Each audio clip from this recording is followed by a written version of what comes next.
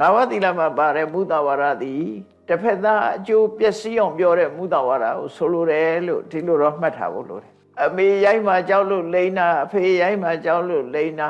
အဲ့ဒီမုဒဝါဒမျိုးတွေမဟုတ်ဘူးလူသိမှရှက်လို့လိန်နာအဲ့လိုမျိုးဆိုလိုတာမဟုတ်ကိုပစ္စည်းမပေးခြင်းလို့လိန်နာရှိရတဲ့နဲ့မရှိဘူးလို့ပြောလိုက်တယ်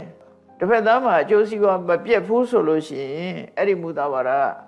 ဒီငါးပါးသီလထဲမှာပါတဲ့အပြစ်ကြီးတဲ့မုဒဝါဒတော့မဟုတ်ဘူးသို့တော့လိန်လီမှုကတော့ဖြစ်တာပေါ့သူကအပြစ်ကြီးမှ